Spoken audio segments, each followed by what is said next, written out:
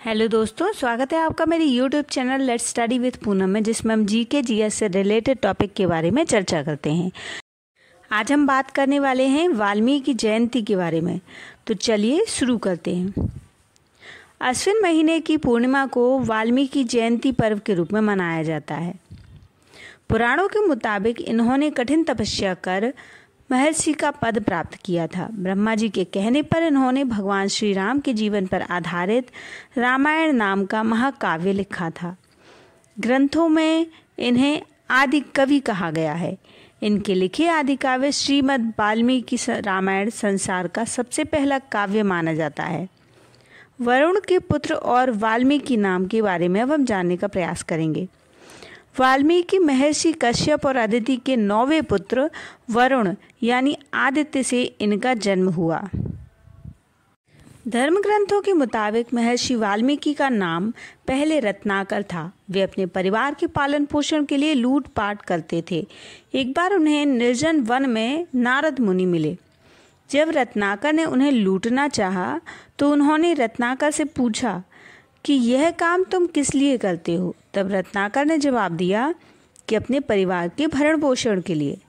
नारद ने प्रश्न किया, इस काम के फलस्वरूप जो पाप तुम्हें होगा, क्या उसका दंड भुगतने में तुम्हारे परिवार वाले तुम्हारा साथ देंगे? नारद मुनि के प्रश्न का सवाल जवाब जानने के लिए रत्नाकर अपने घर गए। परिवार वालों से पूछा कि मेरे द्वारा किए गए काम के फलस्वरूप मिलने वाले पाप के दंड में क्या तुम मेरा साथ दोगे? तो रत्नाकर की बात सुनकर सभी ने मना कर दिया। रत्नाकर ने वापस आकर यह बात नारद मुनि को बताई। तब नारद मुनि ने कहा कि जिन लोगों के लिए तुम बुरे काम करते हो, यदि वे ही तुम्हारे पाप में भागीदार नहीं बनना चाहते तो फिर क्यों तुम यह पाप कर्म करते हो? नारद मुनि की बात सुनकर इनके मन में वैराग्य का भाव आ गया। अपने उद्धार के उपाय पूछने पर नारद मुनि ने उन्हें राम नाम का जाप करने के लिए कहा। रत्नाकर वन में एकांत स्थान पर बैठकर राम नाम का जप करने लगे। कई सालों तक कठोर तप करने के बाद पूरे शरीर पर चींटियों ने बांबी बना ली थी। इस वजह से इनका नाम वाल्मीकि पड़ा। कालांतर में वाल्मीकि ने रामायण महाकाव्य की रचना की। ऐसा माना जाता है कि राम जी के त्यागने के बाद वाल्मीकि आश्रम में रही थी सीता माता। ऐसा माना जाता है कि प्रभु श्री राम ने जब सीता माता को त्याग दिया था, तब माता सीता कई सालों तक महर्षि वाल्मीकि के आश्रम में ही रही थी। यहीं पर उन्होंने लव कुश को जन्म दिया। यहीं पर उन्हें वन देवी के नाम से जाना गया। इसलिए महर्षि वाल्मीकि का भी उतना ही महत्व है जितना रामायण में सीता, राम, लक्ष्मण और बाकी किरदारों का।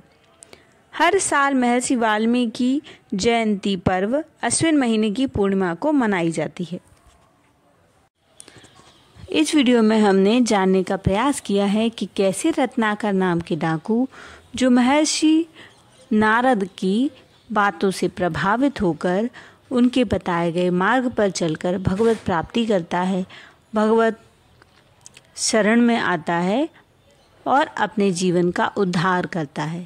तो यदि हमारा वीडियो आपको पसंद आए तो चैनल को लाइक, शेयर और सब्सक्राइब ज़रूर करें। यदि आप इसमें कुछ परिवर्तन चाहते हैं तो कमेंट ज़रूर करें। धन्यवाद दोस्तों।